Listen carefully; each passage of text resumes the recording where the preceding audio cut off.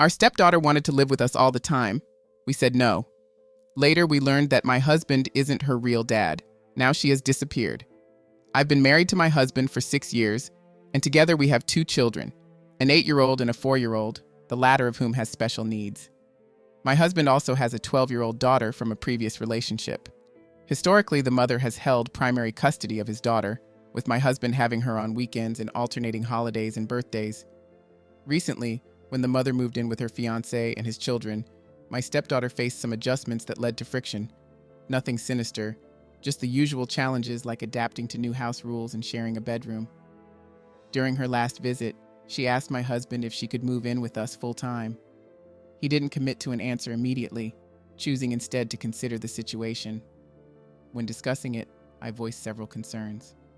For years, despite therapy, she has not gotten along with our sons. She resents them, particularly being harsh towards the youngest because of his disabilities, which has escalated to bullying. Our eldest, protective of his brother, deeply resents her and has reacted physically to her unkindness. Given this dynamic, integrating her into our daily home life seems unmanageable. Additionally, our living arrangements complicate matters.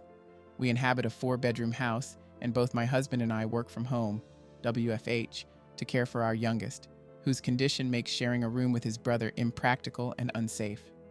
Currently, my stepdaughter's room doubles as my office on weekdays. I schedule my vacations around her visits to maintain her privacy and my work requirements, as I handle sensitive calls and need a private space. The common areas aren't an option for privacy since my husband uses our bedroom as his office. Currently, our budget doesn't allow for expanding the house or converting non-livable areas. My husband hears my concerns and understands them, yet he's optimistic that things will eventually fall into place. He fears that rejecting his daughter's request to live with us might seem like abandonment. I empathize with her.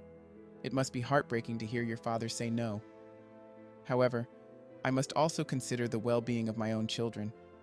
Given their tumultuous history and our housing constraints, I firmly believe it's not in the best interest of my children to have her live with us. Am I wrong to think this way, or does it cast me as the proverbial evil stepmother? For those quick to judge and label me as a homewrecker along with being an evil stepmom, let me clarify, there was no affair. My husband and my stepdaughter's mom were never married. They weren't in a romantic relationship, but were friends with benefits who worked together as bartenders. They occasionally became intimate after drinking. My husband admits he wasn't truly invested as she wasn't his type. When she became pregnant, she decided to keep the baby and asked if he wanted to be involved, which he agreed to. They only cohabited briefly during the newborn phase to help each other.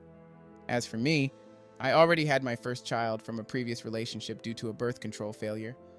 My husband and I were in a committed relationship at the time, and after discussing our options, we decided together to raise the child.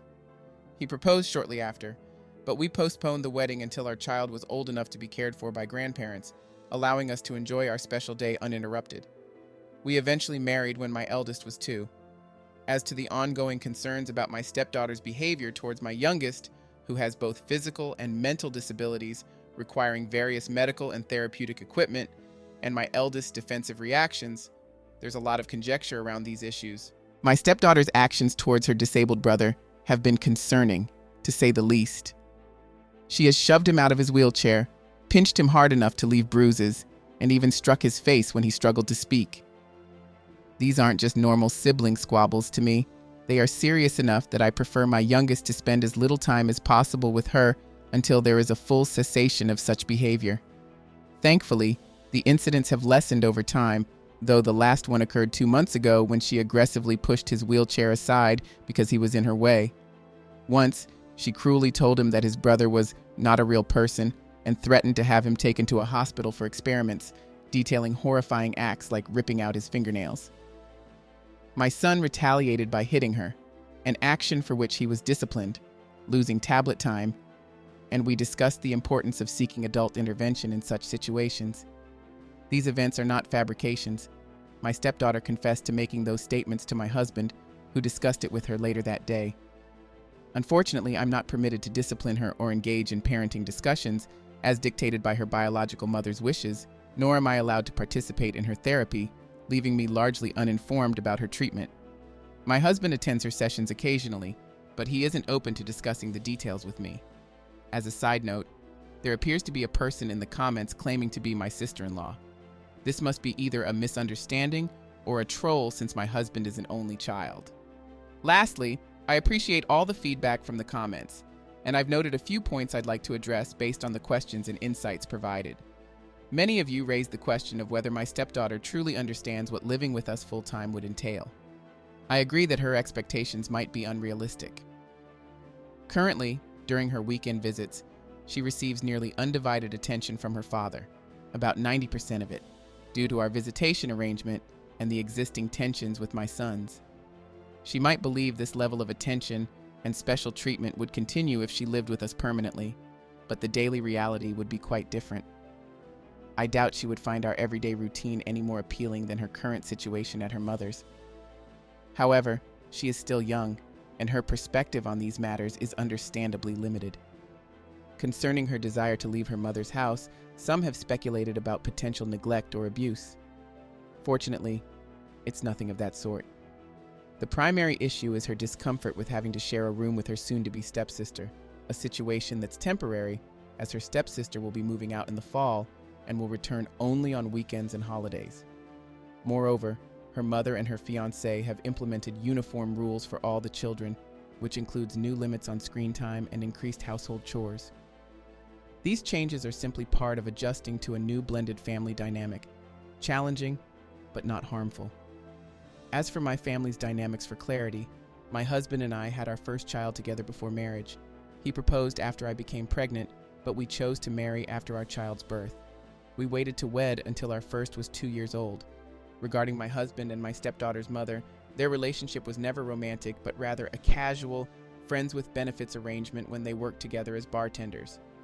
Upon learning of the pregnancy, my husband committed to being a part of his daughter's life right from the start.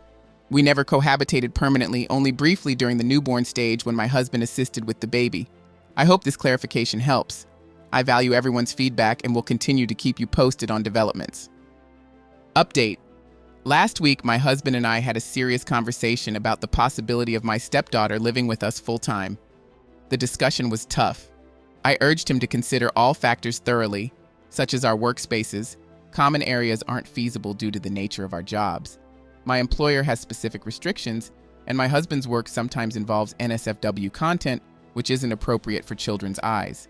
We deliberated extensively on how to address the ongoing issues of animosity and bullying between the children and what disciplinary measures would be necessary.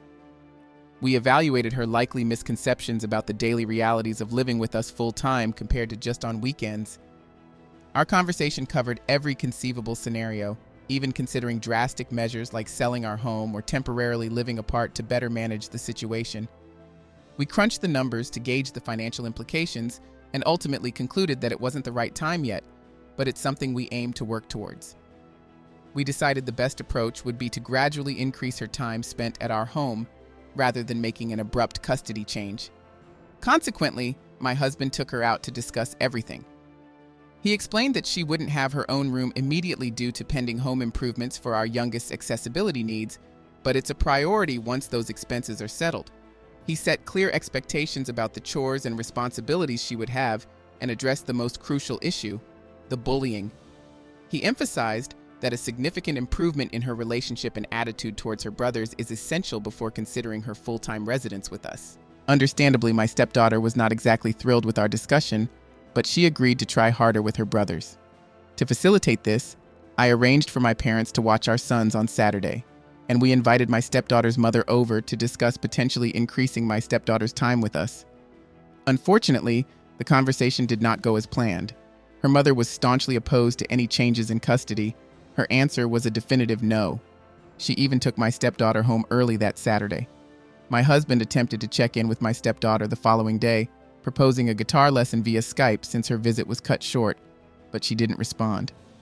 When he reached out to her mother, he learned that my stepdaughter had lost her phone privileges. The reason for this, we later found out, was that she had thrown her phone at her mother's face, resulting in a cracked screen. Her mother decided that my stepdaughter would not get her phone back until she paid the deductible for the repair. Despite these challenges, we still have other means to keep in touch, so we're not entirely out of contact. As for why my stepdaughter wants to live with us and whether her biological mother was aware of her wishes, there seems to be some confusion. It was my stepdaughter who initially brought up the idea of living with us full-time, not her mother. This conversation arose shortly after she and her mother moved in with her mother's partner, which apparently led to some tensions. My husband explained to her that we would need to evaluate the feasibility of her request before making any commitments. We didn't approach her biological mother until we had a chance to consider the implications thoroughly.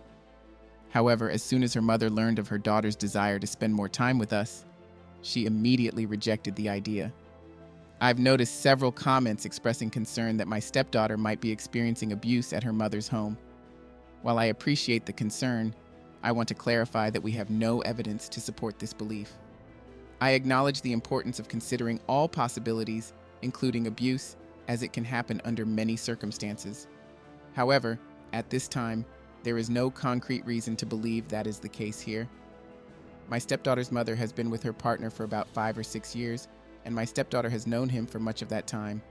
The only recent change is their decision to move in together. According to what my stepdaughter has shared, her main challenges involve adjusting to sharing a room with her new stepsister and adapting to new household rules. She seems to have a good relationship with her father, and there have been no indications that her stepfather has made her uncomfortable. While I hope she would confide in her father if something were amiss, I recognize that might not always be the case. For now, we are keeping a close eye on the situation, but without solid evidence, we believe the issues at hand are part of typical family adjustments. We are still figuring out how to navigate these challenges, especially given the firm stance of my stepdaughter's mother. I'll continue to provide updates as we gain more insight and determine our next steps. Update 2. My husband has a daughter from before our relationship. We also have 2 sons, one of whom has severe disabilities. He and his daughter's biological mother never formalized their custody arrangements, but recent issues have underscored the need for a legally recognized agreement. During this process, we learned that my husband is not listed on his daughter's birth certificate. We underwent paternity testing, which confirmed he is not her biological father. This revelation has been devastating for him, and he's struggling to cope with the emotional fallout. His emotions have been intense, oscillating between despair and anger, which has become concerning. He has injured his hands from punching, a sign of his inner turmoil, and has been reticent about discussing what happened. The strain is palpable and our home life is suffering. Currently, my husband is finding it difficult to fulfill his roles as a father and partner.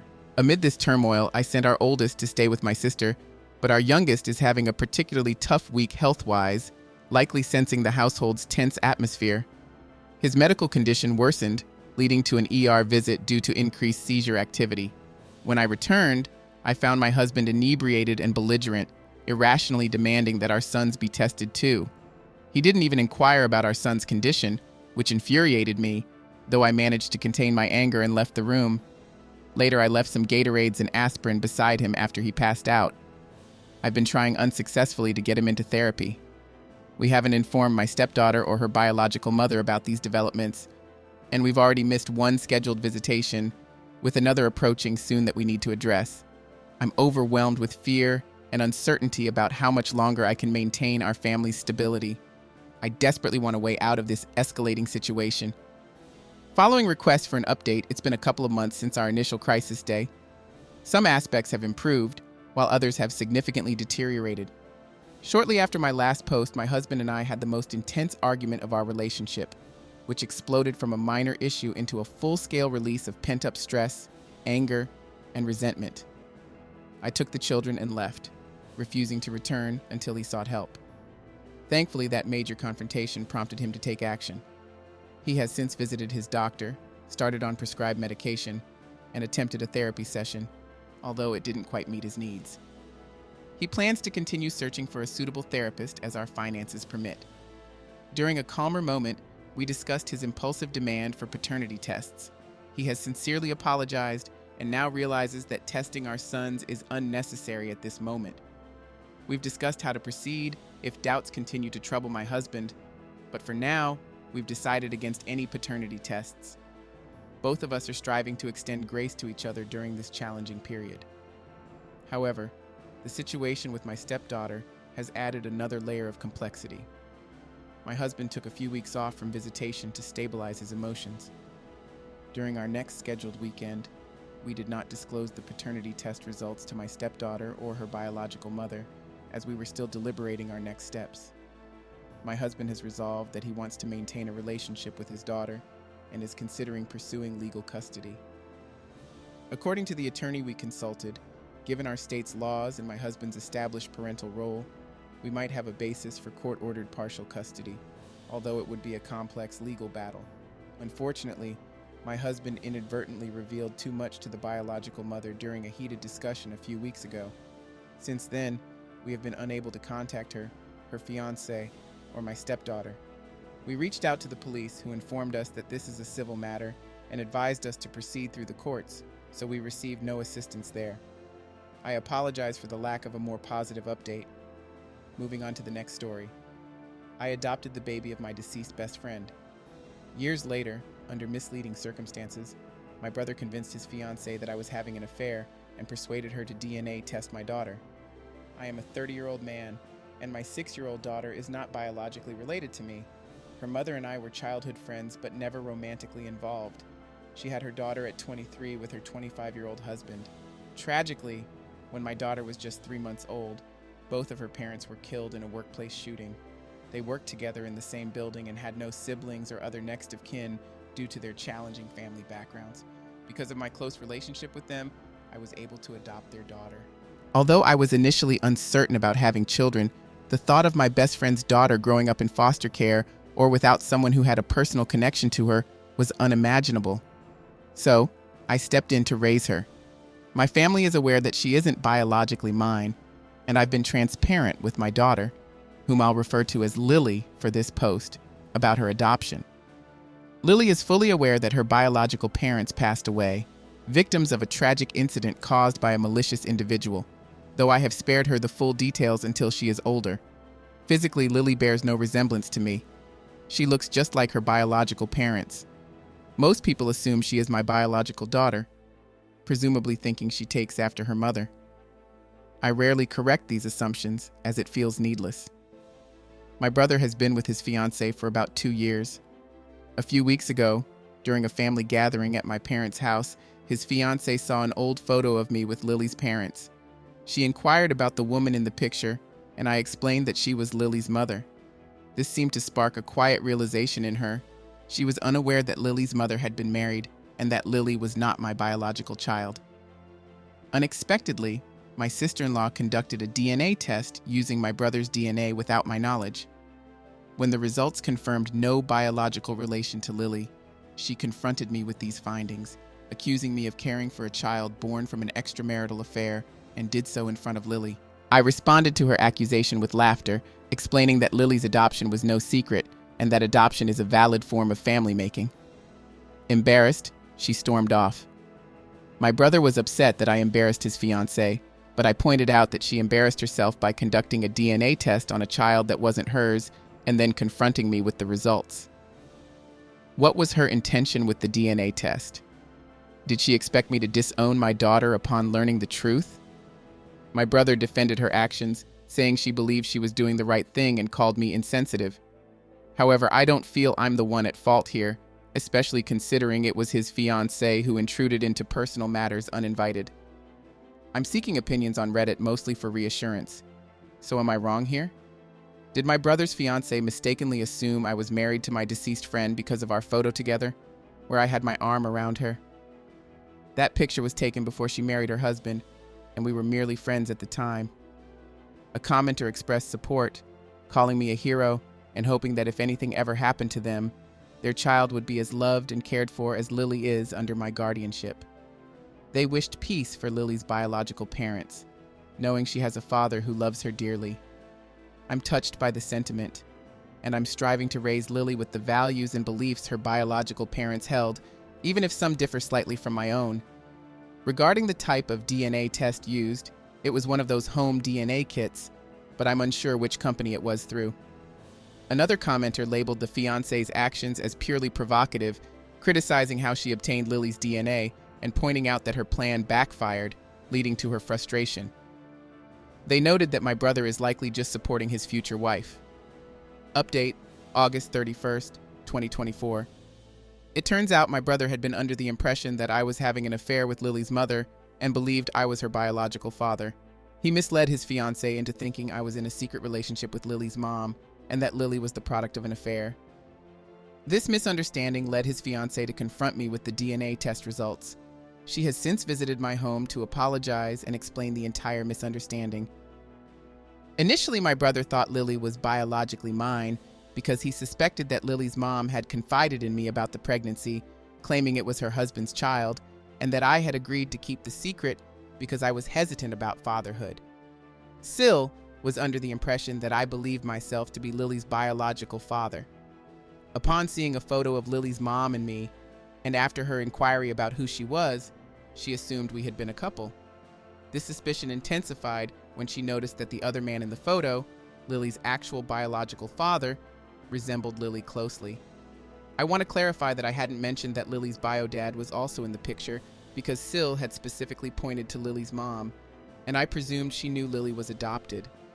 Unknown to me, my brother had been feeding her falsehoods for nearly 2 years. Sil pursued the DNA test driven by her own suspicions, which my brother supported, thinking it would confirm that I was indeed Lily's biological father. He manipulated her into believing this would resolve any doubts, whereas he was actually trying to prove that I was lying about the reasons for the adoption. Of course, the results confirmed that I am not Lily's biological father, debunking my brother's theory.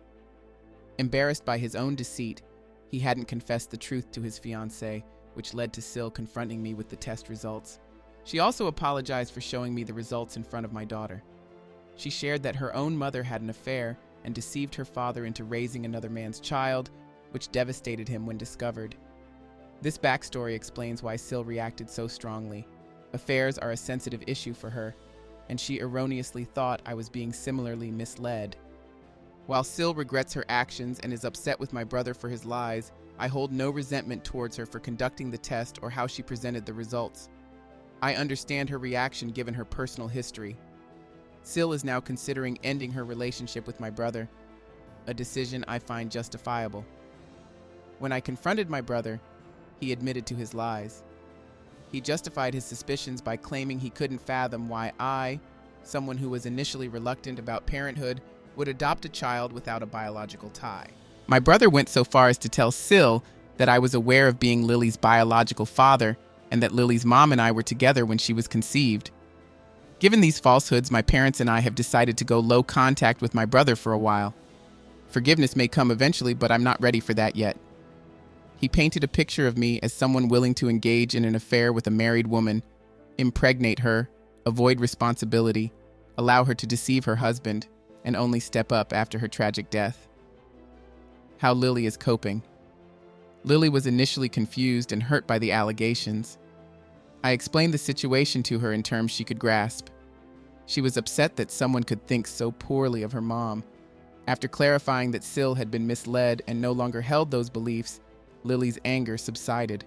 However, she has expressed a desire not to interact with her uncle again. My take on fatherhood. Becoming a father has softened me considerably.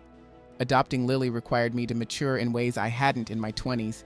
It's a transformation I deeply value, despite the initial reluctance about fatherhood. Community feedback. Many commenters feel that both my brother and Sil have been let off too easily. My brother intruded into my family life with deceit, and despite Sil's personal traumas, she violated Lily's privacy and insultively labeled her an affair child in her presence. This behavior has been widely criticized as unacceptable, showing a lack of respect and sensitivity. My brother's motivation. When confronted, my brother admitted his actions, but justified them by saying he couldn't understand why I would adopt a child without a biological tie, especially given my previous hesitation about parenthood. This revelation underscores his lack of understanding and empathy, positioning him as both a poor sibling and partner. He exploited his fiancée's past traumas to involve her in his deceit, which is reprehensible. I'm not angry with Sil, as I recognize she was manipulated by my brother into believing these fabrications. I wish others could see the full extent of his influence in this situation and understand the dynamic at play. I'm not sure if multiple updates are permitted in this subreddit. If not, please remove this post, and I'll share it on my profile instead. Many of you have been curious about the situation with my brother and Sil. Unfortunately, their relationship couldn't withstand the strain. Sil ended it after a few tumultuous days and returned his ring. The breakup took a toll on my brother. He reacted by getting severely intoxicated and ended up on my front lawn, causing a scene in the middle of the night. This was particularly disruptive as it woke Lily, who had school the next morning. My brother hurled insults at both me and my daughter, escalating to the point where we felt compelled to call the police. He spent the night in jail, charged with public intoxication and causing a disturbance. Given his borderline threatening behavior towards us, I pressed charges. While I'm not certain it warrants a restraining order, I am considering a temporary one if possible. On a brighter note, Lily is thriving academically. She's earning straight A's across all subjects and is buzzing with excitement over her first ever science project. She's so enthusiastic about it that she talks about it nonstop. Send help, LOL.